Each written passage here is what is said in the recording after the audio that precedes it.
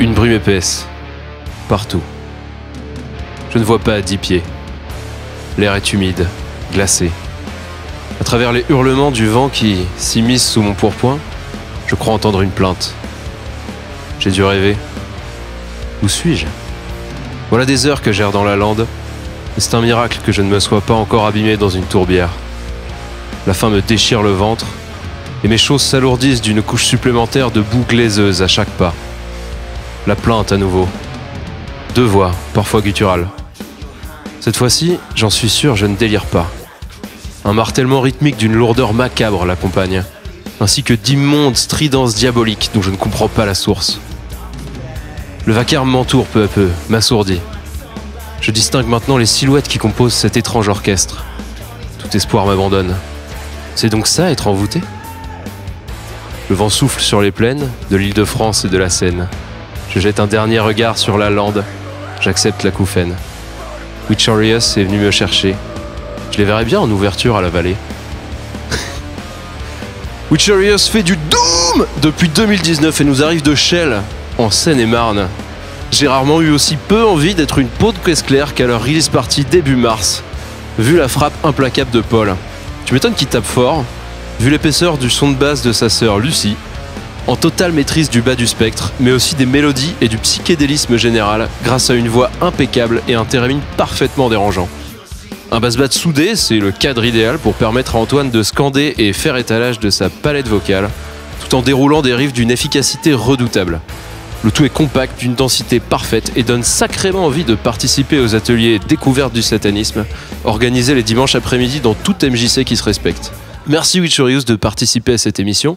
Et une question que se posent toutes nos auditrices. Mais si vous étiez un dinosaure, vous seriez lequel? Moi, je crois que mon préféré, c'est celui qui a un gros truc sur la tête et qui attaque en bélier. Qui défonce tout. Je crois que c'est le Pachycephalosaurus.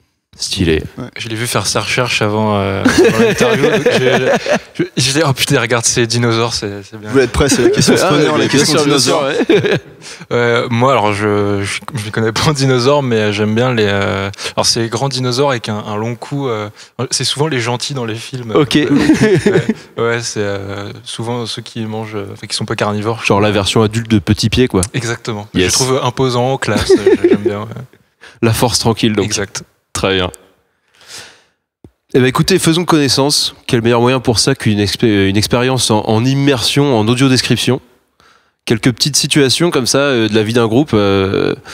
Et donc je vous lance dans un truc et vous m'expliquez globalement ce qui se passe, quels sont les comportements de chacun dans chaque situation. Comme ça, on va pouvoir mieux comprendre qui vous êtes chacun et chacune dans ce groupe. Un peu à la Martine à la plage, Martine en balance, Martine à Salem. Pour ce coup-ci. Allez, on retourne son crucifix, on claque la bise à Belzébuth, on passe une petite laine si jamais il fait frais sur la lande et c'est parti. Imaginons, ça fait 1 heure que la répète est commencée, j'entre dans le studio, qu'est-ce qui se passe? Je pense que tu vois des gens plutôt concentrés, sérieux, ouais. À fond dans la rage et la tristesse, selon le morceau. C'est ça, et un petit peu de bout de baguette aussi, ouais, c'est ça. Un peu dans le studio qu'on volait. Des pieds de cymbales défaits, ouais, souvent. Des bouts de cymbales qui volent, des bouts de baguette, un taille-crayon autour de la batterie.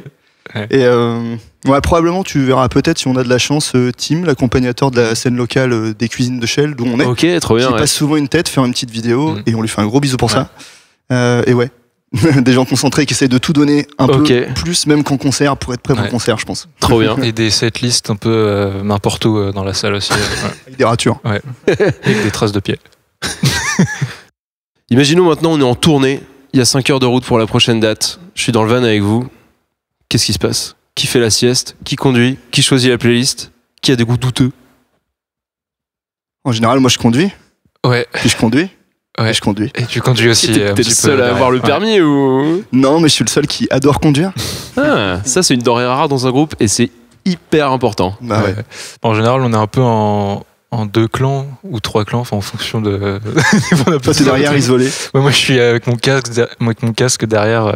J'écoute de la musique en mode contemplatif, regard par la fenêtre. Bon, même si des fois, sur les autoroutes, ça peut être des usines, des trucs, mais bon, je fais quand même à fond. Ok. Voilà. Des fois, il est réveillé par les trucs qui tombent parce qu'il faut savoir que pour l'instant, le tourbus, c'est ma Ford Fiesta. Ok. Donc, voilà. Ouais, je me reçois un petit coup de carton de mer sur la tête de temps en temps, un virage. Ça, c'est important. Est-ce que vous avez genre un espèce de safe word pour quand le conducteur aborde un rond-point et que tu sais qu'à l'arrière, les gens sont pas concentrés et vont se prendre un truc sur la gueule? Ouais, en général, ça arrive dès qu'on passe chercher Paul, juste avant de partir, en lui disant bah là, le rond-point juste avant chez toi, c'est tombé. Ok. Donc, sache que ça va retomber, quoi. Mais bon, en général, je sais que quand il y a un virage, j'ai un réflexe, ma main d'un coup comme ça, Ouais. je dis bon, on va Je éviter vois que très bien ça. tombe. Ouais, On a tourné, nous, pendant 3-4 ans dans une 307 break.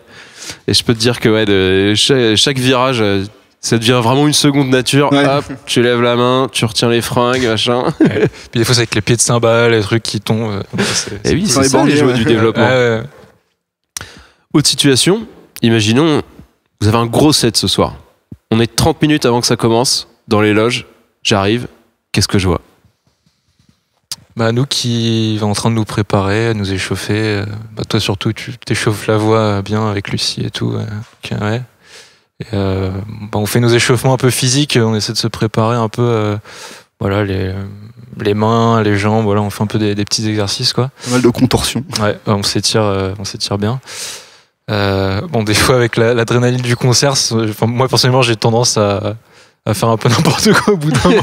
Avec l'adrénaline du concert, je finis, je suis en train de sauter un peu partout, de courir, ça n'a plus aucun sens, mais C'est pour ça que le live c'est cool. mais bon, voilà, pour se mettre dedans dans l'adrénaline, c'est bien. Ouais, sinon, pas mal d'exercices de respiration. Je m'entraîne un peu aussi, donc je chante en général 1 ou 2 morceaux, un peu de scream, Ok. pour être sûr d'être prêt, Ouais, quand carrément, on ouais. lance. Puis voilà, studio, et puis après, il y a le moment concentration, il y a le moment câlin. Et le On se fait moment un petit câlin. câlin tous les Et trois. c'est hyper important. Ouais. Se donner de la force, c'est vrai que Ouais. ça fait un moment qu'on le fait, et ça a un peu tout changé. Je Ouais. trouve que c'est vraiment le moment où on a pris conscience d'être. Enfin, il n'y a pas que ça, c'est arrivé avec plein de choses, mais le truc que tu vas sur scène en groupe. Tu vas plus Ouais. sur scène, toi, en tant que membre du groupe, et puis on est 3, et puis chacun est une partie. On va ensemble en groupe, quoi, parce que c'est comme le fait, c'est tout bête, mais c'est physiquement se constituer avec ce petit câlin, et t'y vas, voilà, quoi. Je me rappelle avant qu'on se mette à faire ça, ça nous arrivait plein de fois avec le stress. T'arrives sur scène, là tu te rends compte que t'as pas pris ton temps avec tes potes, et tu sens que d'un seul coup, le premier morceau, avant même de jouer bien, checker le son, machin, t'es pas avec tes potes, et c'est ça qui manque. Et c'est vrai que c'est hyper cool et hyper important de mettre cette routine-là, parce que tu sais que tout le monde part sur un pied d'égalité, il y a eu le petit rendez-vous, et ça change vraiment tout le début du concert, quoi. Ouais, on n'est pas du genre à s'éparpiller un peu à droite à gauche en général dans le concert. On est souvent ensemble, c'est important. On aime bien savoir où tout le monde Oui. est. C'est- En même temps, il y a rien de plus stressant que ouais. le régisseur vient de voir, dit c'est où dans 2 minutes. C'est comme Ouais. là il manque. Ça. Dernière situation en studio. Vous avez enregistré un album récemment et il envoie ses vers. Une journée type de studio. Comment ça se passait? Ça se passait en arrivant vers 10h. C'était plutôt cool, c'était plutôt rythme adolescent.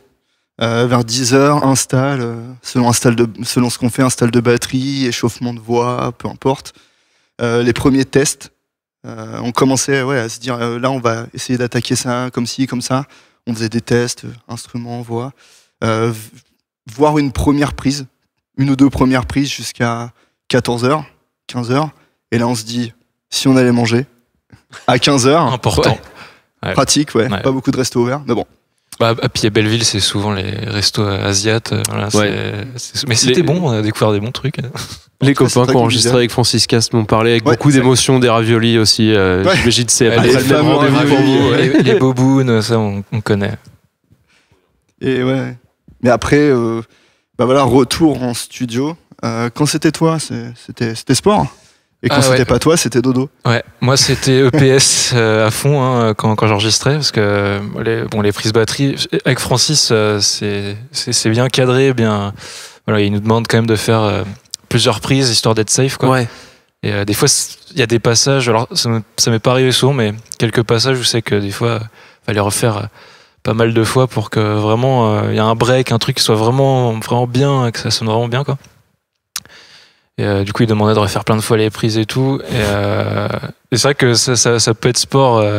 Des fois, c'est même des petits passages, un petit bien sûr, truc, mais vraiment, c'est pour que ce soit vraiment le plus précis possible, quoi. Et franchement, non, c'était assez sport. Et c'est vrai qu'après, moi, j'étais là aussi quand ils faisaient leur prise. C'est vrai que c'est bien aussi de voir, parce que Francis, c'est quelqu'un qui est super méticuleux sur les détails, les trucs, le son.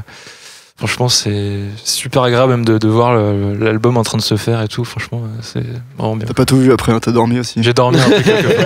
Après manger, c'était dur. Ok, donc je vois émerger un leitmotiv de dormir de ce côté-là. En fait, ce qu'il faut savoir, c'est que c'était en plein hiver. Okay. Il y avait le radiateur et après manger. Et le canapé. Le canapé. Genre le canapé d'écoute et à côté du radiateur. Et ouais, ça part souvent. Puis moi, j'étais à l'aise, donc on part bien, quoi. Bah, c'est l'avantage d'être batteur. Au moins, tes prises, c'est chiant parce que t'es tout seul au moment où tu les fais. C'est au début. Donc t'as toute la pression de commencer la session d'enregistrement. Ouais. T'es plus vite tranquille après. Ouais, c'est ça. On peut plus profiter. Ah, puis le truc trop cool, ultra important, c'était qu'on était tous les quatre enfermés quasiment dans le noir, avec des petites ambiances, des lumières tamisées, ça nous mettait vraiment dedans, quoi. C'était presque comme si on était éclairé à la bougie des fois, et ça aidait vachement à se mettre dans l'ambiance et à se dire on va dégager ce genre d'émotion. L'ambiance de la pièce, c'est vraiment... la musique qu'on faisait correspondait à l'ambiance de la pièce. Et ça, j'ai vachement apprécié. Moi, ça m'a beaucoup aidé aussi à me libérer sur ce qu'on faisait, quoi. Et puis en plus, on était dans une bulle pendant un mois, je crois, environ. On a fait 4 semaines facile. Donc, de pouvoir être dans un projet comme ça de création sans pause, en fait, vraiment, ça permet de... Je pense que ce soit un tout un peu cohérent sur l'album, quoi. Et franchement, c'est chouette. Ouais, puis c'est cool parce qu'en studio, t'as forcément une exigence de perfection de la prise et c'est cool parce que Francis il a vraiment cette culture là, mais c'est intéressant aussi de voir à quel point au-delà des considérations techniques et que ce soit la technique sonore mais aussi la technique de jeu, le mood qui est donné par l'ambiance comme tu dis, c'est vraiment un truc qu'on peut ressentir sur l'album après et c'est je trouve un des gros points forts de cet album là. C'est que tu sens vraiment une ambiance. Enfin, le disque il est hanté quoi, et ça se sent. Et c'est vraiment très très cool parce que vous avez réussi à passer ce mood-là sur l'ensemble des titres. Et je trouve que c'est toujours fort quand t'as des albums où tu sens vraiment l'intention du groupe général sur l'ensemble des titres et où t'as pas de moment où tu sens que les gars ils sont en train de jouer propre parce que ce passage-là il faut que ce soit joué propre. Et vous faites bien disparaître cette barrière-là pour qu'il reste que l'ambiance, quoi. Et du coup, bravo pour ça, parce que ça défonce. Merci. Et c'est vrai que ce qui était bien justement là-dessus avec Francis, c'est que il a une vraie vision artistique, quoi, au-delà des morceaux et de la musique, c'est du son global. Et c'est vrai que ce truc un peu hanté, horrifique, c'est un truc qui est venu, je pense, en faisant l'album. On avait un peu cette idée-là, mais je pense que ça s'est encore plus perfectionné quand on l'a fait. Et ça passait par des petits effets de Larsen, de Theremin, de Ibo, tu sais, le petit accessoire de guitare là. Franchement. Comme lui, il a vite compris et qu'il a surtout aussi beaucoup adhéré au délire. Ouais. À ses limites, on voulait une ambiance chaudron. C'est si lui, il rajoutait des louchés de trop bien. C'est comme ça. Le gain 10, non vas-y, mais 11, quoi. C'était vraiment, il était vraiment à nous pousser. Et en fait, il kiffait aussi. On voyait que. On voyait que ça lui faisait plaisir et on était tous les quatre à s'entraîner dans ce truc-là, quitte à faire du cliché pour le son et c'était cool.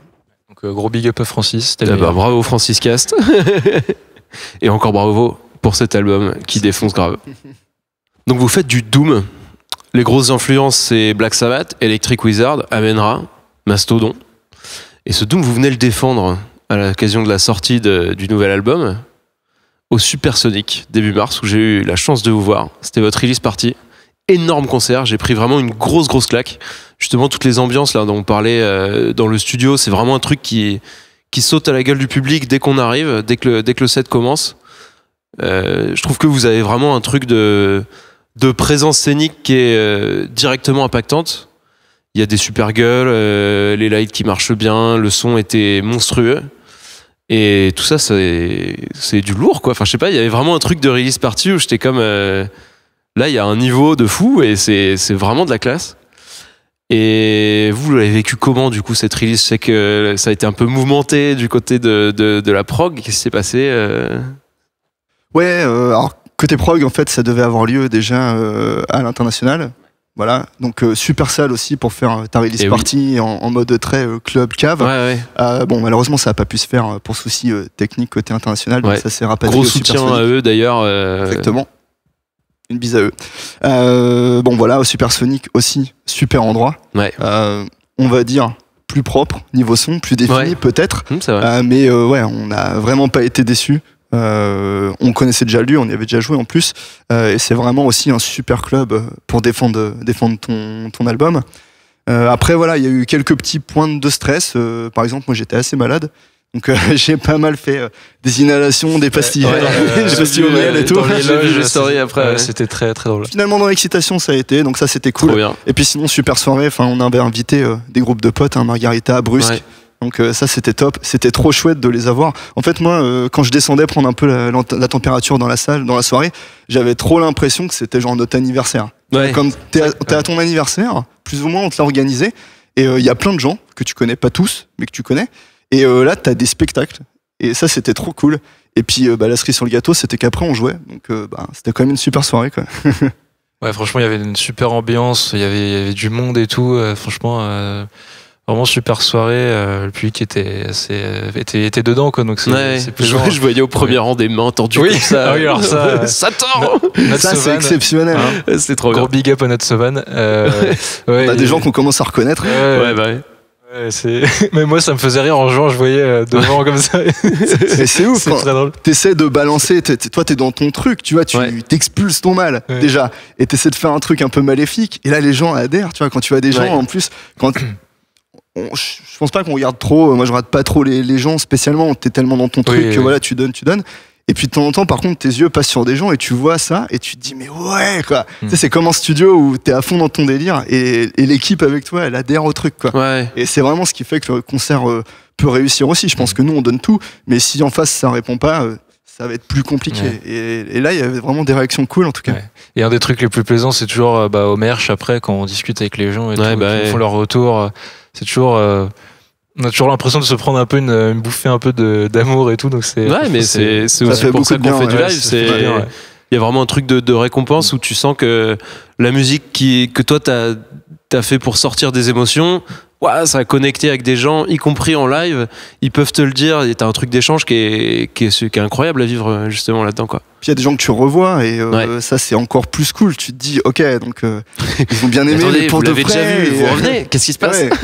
Non, c'est très chouette. Ça te donne beaucoup confiance en toi et puis c'est super agréable en fait juste de parler avec les gens et c'est très gratifiant. Là on se dit vraiment on fait pas ça pour rien quoi. C'est notre passion. Il y a aussi d'autres gens qui sont là et qui kiffent quoi. Donc tu fais ça pour toi et puis en plus si tu rencontres des gens et puis que ça donne des beaux échanges comme ça, c'est super quoi. Vous parliez de catharsis, justement, tout à l'heure. Comment vous faites d'ailleurs, parce que toi t'es la voix principale du groupe, mais vous accompagnez cette démarche-là. Comment vous faites pour jouer ces morceaux-là sur scène? Du coup, j'ai lu les paroles, j'ai vu les thèmes, c'est globalement sombre, on peut le dire. Et ce besoin d'écrire de la musique, je trouve que c'est intéressant de servir de la musique pour expurger des émotions, sortir des choses noires qu'on a en soi. C'est quelque chose qui fait beaucoup de bien personnellement.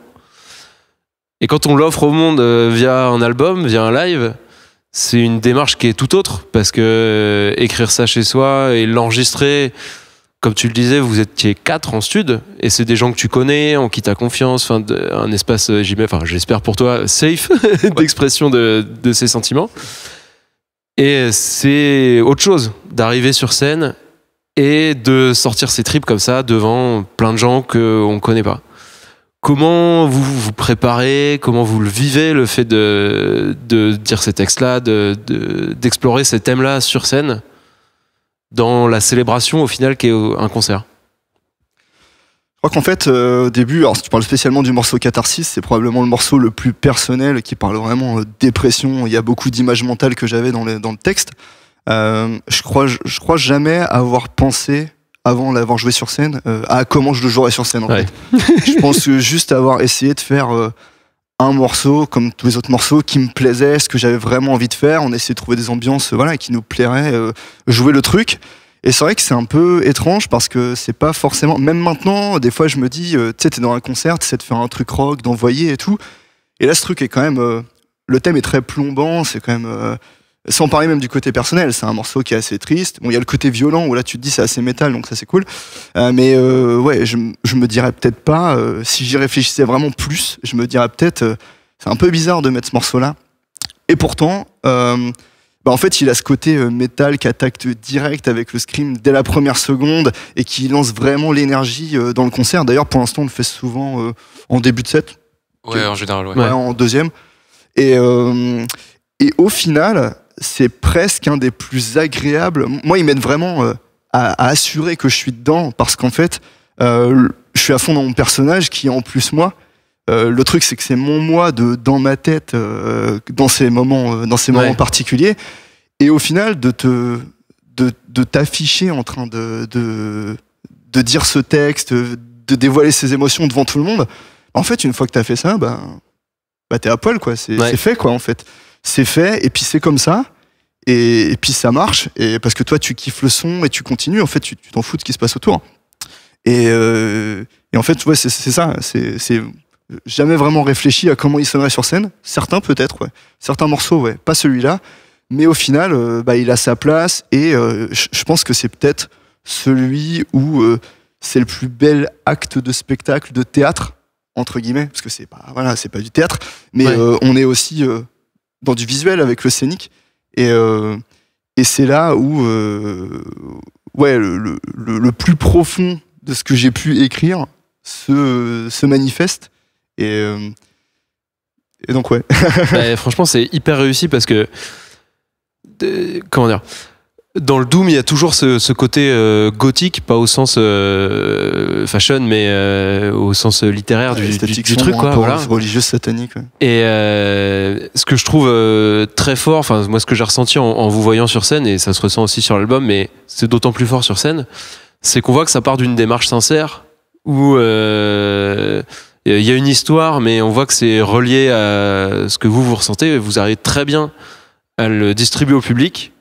Et c'est vraiment... Enfin, moi, je me suis senti chanceux d'être dans la salle parce qu'il y a vraiment un échange qui marche vraiment, quoi. Et une sincérité qu'on ressent depuis le public et qui fait que la connexion, elle marche et que... moi, je suis pas un gros consommateur de Doom à la base. J'aime bien, je trouve ça cool, j'adore Black Sabbath et tout. Mais c'est pas ce que j'écoute d'emblée. Et j'avoue, votre album, je l'ai turbo poncé, quoi. Enfin, j'ai vraiment beaucoup écouté parce que les harmonies, elles sont cool. Et que surtout, il y a ce truc très prégnant de sincérité qui ressort à travers ça, que ce soit dans ta voix, dans celle de Lucie, dans le jeu de tout le monde. Enfin, c'est vraiment impressionnant. Donc, bravo à fond. Merci, on était aussi très chanceux de vous avoir tous dans la salle. Et ouais, après, en plus, c'est la base du groupe, quoi. Ça a toujours été le genre de musique vers lequel on était attiré, plus ou moins. Mais quand on a commencé Witcherius, on s'est dit, ok, là, on a envie de parler de trucs sombres, on a envie d'être plus violent, d'explorer des thèmes plus profonds. Et du coup, on peut pas faire autre chose que ça. Et voilà, c'est ce qu'on essaie de faire, que ce soit en direct ou avec les métaphores. Mais ouais, c'est ce qu'on essaie de faire. Encore bravo, parce que c'est super réussi. Merci. Je trouve qu'un des bons outils justement que vous avez pour transmettre ça, c'est la réponse entre les trois timbres principaux de voix qu'il y a dans le groupe, que ce soit toi en chant saturé ou en chant clair, et la voix de Lucie qui est incroyable aussi. Et je me demandais comment vous aviez travaillé sur le processus de compo ou en jam ou j'en sais rien, mais je trouve que le mariage entre les trois voix, il est vraiment réussi. Et du coup, voilà, je me demandais un peu comment vous avez taffé là-dessus, quoi. Alors, on était plutôt habitués à la base à faire des chœurs avec Lucie, tous les deux en tout cas. Moi, le scream est venu vraiment quand on a fait Witcherius. D'ailleurs, les 2 premiers morceaux de Witcherius, il n'y a pas de scream, je le faisais pas encore, donc c'est venu pour les morceaux de l'album. Vraiment, j'ai développé d'autres personnages, donc après, c'est venu aussi dans l'écriture. Je me suis mis vraiment à écrire les textes en me disant, je pourrais le faire comme ça, et à faire des essais tout de suite de ce que ça pourrait changer, ces oppositions de voix. Et Lucie, on a commencé à se dire, en fait, ce qui serait cool, c'est de pas faire juste du chœur, mais d'avoir une autre présence. Donc, c'est pour ça qu'on a été super content qu'elle prenne une position plus importante sur des refrains comme celui de Catharsis, où moi je suis en scream, l'espèce de monstre en retrait, et elle, c'est vraiment la voix apaisante et aussi inquiétante qui est devant. Il y a des morceaux comme To the Grave où on est à l'unisson. Donc ça, c'est un truc qu'on essaie de travailler et qu'on veut essayer de pousser encore plus pour les prochains. Voilà. Pour anecdote, on a eu beaucoup la remarque ce serait bien de pousser plus les chœurs tout. Ouais, carrément, mais c'est vrai que c'est un truc qui est hyper cool à l'écoute. Ça s'est développé en fait vraiment au fur et à mesure. Et puis c'est un truc qu'on voudrait explorer encore plus après aussi. Donc, pour anecdote, Paul fait une voix aussi sur c'est ce que j'avais demandé, trop bien. Le titre To the Grave, à la toute fin, il a un petit chœur. Très grave. Peut-être que petit à petit on va développer ça aussi, on verra, mais ouais. Du coup, je voulais aussi vous parler dans vos sources d'inspiration pour ce monde du coup très sombre, très brumeux. Est-ce que vous partez plutôt de quelque chose de littéraire? Est-ce que c'est des films? Il y a votre imagerie graphique qui est très gothique justement, avec de la gravure. C'est quoi vos sources d'inspiration là-dessus? C'est beaucoup les films, donc je pense. Ok. Surtout Lucie et toi, vous regardez pas mal de films d'horreur, même des trucs un peu old school et tout. Souvent, vous aimez bien ça. Donc, je pense que ça vient essentiellement de ça, très, très cinéma, je pense. Ouais, c'est un truc que j'ai toujours beaucoup adoré. Les films de vampires, de zombies, les trucs un peu médiévaux. Quand j'étais petit aussi, je rigolais devant Crypto quand ma mère avait peur. Donc ça c'est vraiment des trucs qui m'ont toujours marqué. En fait, c'est vrai que parfois mes parents comprenaient pas. Peut-être que les tiens, pareil, ceux de toi et Lucie. Mais les squelettes, les trucs qui font peur, c'est un truc qui m'a toujours un peu fait marrer, qui m'a toujours un peu rassuré. L'ambiance de nuit, ce qui est étrange. Et oui, carrément, il y a plein de films, des classiques comme Evil Dead, des choses comme ça. Des ambiances dans la cabane, de nuit, de la fumée. C'est quelque chose qui m'a toujours plu, où je me suis senti en sécurité, et je trouve que ça t'aide aussi à extérioriser des thèmes assez sérieux avec un truc à moitié loufoque, plein de trucs qui se passent, comme je sais pas moi, Land of the Dead, tous les films de zombies, un peu comme ça. Où j'ai toujours aimé aussi qu'il y ait une espèce de métaphore dans ces films, avec on voit des situations, on peut imaginer des situations de vie, des rapports entre les gens, sauf qu'en fait là tu le vois pas trop parce que c'est un zombie qui est en train de se faire charcuter. Mais voilà, je pense que ça aide à faire passer des messages un peu à la légère. Et puis ce qui est marrant aussi, c'est que c'est pas toujours compris par tout le monde. Ça fait film de genre, film de niche, un peu comme notre musique. Donc c'est pas pour faire le truc de c'est pour les initiés, mais c'est un peu si t'aimes ça, si tu te donnes la peine d'aller au fond, et ben là il y a plein de trucs à découvrir. Et au final, je pense que c'est un peu comme les niches de métal, un peu comme le Doom pour le coup. Ouais, carrément. Ouais, c'est pareil, j'ai toujours kiffé les ambiances un peu apocalypse, horreur dans les films et tout, donc c'est toujours. Puis avec mon père aussi qui est très fan de films d'horreur, ça aide aussi. Donc ouais, non, franchement c'est pour ça que je pense que ça se ressent, c'est assez naturel dans la musique, le côté hanté et tout qu'on voulait le retranscrire quoi. Donc, ouais. Puis ouais, c'est comme tous les films de possession, tout ça. Au final, moi, ça m'intéresse beaucoup parce que je trouve que c'est vraiment de la croyance. Est-ce que tu crois à la possession, qui est un truc qui est hanté? Et c'est marrant parce que c'est un peu le même mécanisme mental que la religion, qui est beaucoup plus accepté dans la société. Et ça me fascine toujours de voir à quel point les gens peuvent s'en remettre à la religion selon ce qui leur arrive dans leur vie. Et là, c'est un peu la même chose qui se passe psychologiquement. Mais ma façon à moi de voir les choses, c'est plus avec l'opposé, le côté maléfique. Donc, bon. Ouais. Et toutes ces inspirations-là, on les retrouve aussi dans votre image, comme je disais. Vous avez un clip qui est sorti, qui reprend ces codes-là. Comment vous avez travaillé avec qui a réalisé tout ça, et du coup le jeu dedans, de quoi vous êtes inspiré, tout ça? On a travaillé avec Julien Metternich, qui est un réalisateur qui a fait pas mal de clips rock metal. Et pour le coup, lui c'est pareil, on s'est bien entendu dès les premiers vers ensemble. Okay. On avait déjà une idée en fait de travailler autour du monstre parce que c'est le morceau qui s'appelle Monster, qui parle en fait du fait que des gens oppressent d'autres gens, mais que à ton tour, quand tu es oppressé, tu peux aussi oppresser, soit par vengeance, soit par rapport de force différents. Bon, voilà, la conclusion est un peu que l'être humain est pourri, mais bon, comme ça. C'est pas moi qui vais vous dire le contraire, donc. Mais bon, ce qui m'intéressait dans le morceau, c'est le rapport de force et comment tu peux changer de visage selon les situations. Donc on lui avait fait part de ça, et en fait à la base on voulait montrer un homme plutôt âgé, plutôt usé par la vie, qu'on comprenne pas vraiment s'il était méchant ou juste s'il avait subi. Peut-être un peu des deux. Ouais. Et lui, il a eu l'idée d'ajouter à ça l'histoire avec les enfants. Donc là, il a carrément développé le scénario pour alterner avec les plans sur nous, tout le scénario où en fait le monstre est un manager tyrannique, ce qui pour le coup ressemble à des quotidiens qu'on a Exactement. souvent vécu, Ouais. et qui a poussé les parents des enfants au suicide. Donc ces enfants veulent Ok. se venger, Ouais. ils veulent surtout faire peur pour se venger, mais en fait ils vont un peu loin, et la petite torture devient carrément un assassinat. Hein. Le monstre prend feu, ils lui mettent le feu, et en plus ils découvrent dans le portefeuille le visage des enfants du monstre.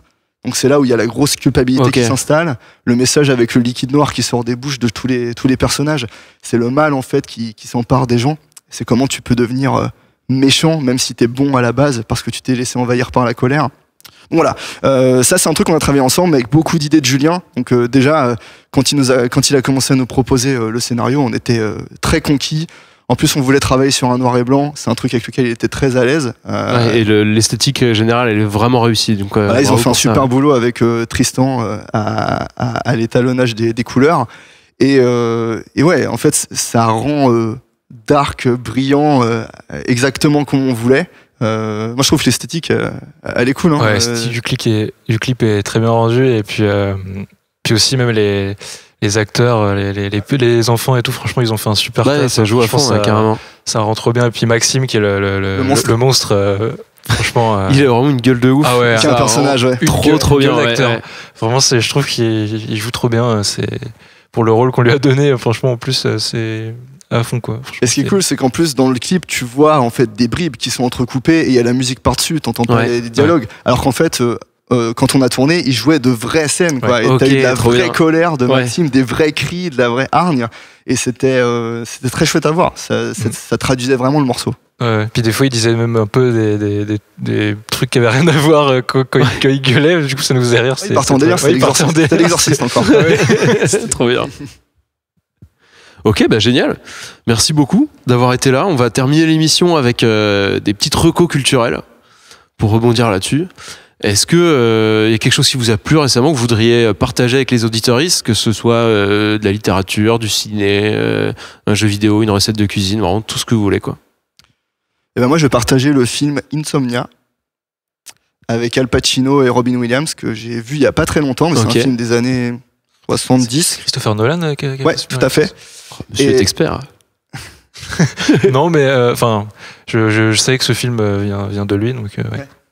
Et déjà, bon bah j'adore Al Pacino, hein, énorme acteur, putain de gueule. Ouais. Et en plus, très intéressant parce que c'est, en gros sans spoiler, c'est l'histoire d'un flic qui enquête sur des criminels vraiment qui tuent en série ou qui tuent des enfants. Donc voilà, des mecs que t'as vraiment envie de voir tomber. Ouais. Et en fait, il explique que bah des fois, il faut tout faire pour faire tomber la personne. La fin justifie les moyens. Ouais. Donc il peut y avoir aussi des choses qui sont pas très légales, même dans son process d'enquête.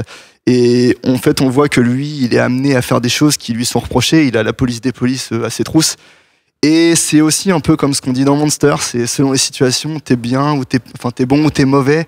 Et selon le contexte, pourquoi t'as fait ça, comment ça se passe. Ultra intéressant, puis super esthétique. Trop bien. Regardez Insomnia. Eh ben, je vais carrément aller le voir, ouais.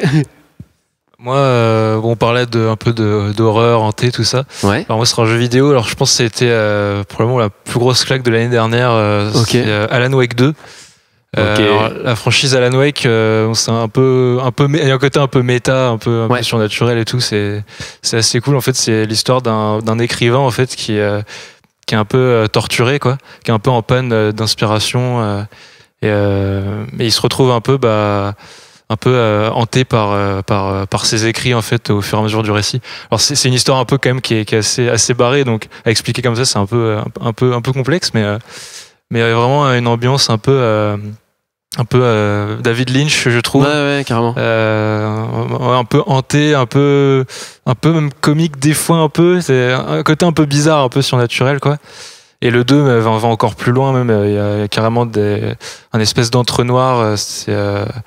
C'est une dimension un peu cauchemardesque où c'est que donc cet écrivain là fameux s'est retrouvé bloqué à la fin du premier, quoi. Ouais. Et, donc c'est une entité en fait qui s'appelle l'Ombre Noire qui possède un peu les gens. Alors il me semble que c'est plus précisément ceux qui sont entre guillemets un peu torturés eux-mêmes par des choses, il se retrouve un peu possédé comme ça. Ok. Et donc c'est un jeu un peu shoot, un peu énigme, un peu enquête. C'est assez cool.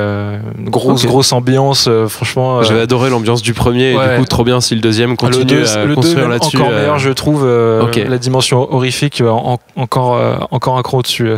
Pour ceux qui sont un peu fans de tout ce qui est un peu Resident Evil, franchement c'est top quoi. Bah trop cool. Ouais. Ben moi je vais recommander encore un bouquin. Je sais pas si vous connaissez un écrivain qui s'appelle David Mitchell. Il est super connu dans les pays anglophones, mais chez nous pas trop. Et donc il écrit de l'imaginaire de vraiment excellente qualité. Ça vaut vraiment le coup de lire par exemple L'Homme des horloges qu'il a sorti, qui est une bombe. Et il a aussi écrit un bouquin qui est super chouette, qui s'appelle Utopia Avenue, où on suit un groupe de folk rock psychédélique complètement taré qui se crée à Londres du coup dans les années 60. Et un peu comme Marocco de la dernière fois, en fait ce que je trouve fascinant là-dedans, c'est que t'as quelqu'un qui a une plume incroyable, qui parle de zik. Cette zik n'existe pas, et pourtant tu l'entends dans ta tête parce que tu te crées tes rêves, voilà, quand il compare à tel ou tel zikos machin, et tu te crées un monde de musique qui n'existe pas mais que tu as forcément envie d'écouter, et je trouve ça fascinant. En plus de ça, le roman est vraiment dingue, l'intrigue est vraiment très bien, les personnages vivent pour de vrai, et tu rencontres des personnages importants de la scène de l'époque, et puis des peintres, il y a Francis Bacon qui apparaît, enfin c'est vraiment un pur bouquin. Si vous avez l'occasion de mettre la main dessus, c'est hyper bien. On va checker ça. C'est vraiment de la bombe. Et ben Witcherius, encore merci beaucoup d'avoir fait cette émission. Merci, c'était cool, cool, ouais. Merci beaucoup à toi. Trop cool. Écoutez, c'est un plaisir. Pareil. Et le vinyle qui est là, je sais pas si Ah oui, pardon, excuse-moi. Comme ça, ouais.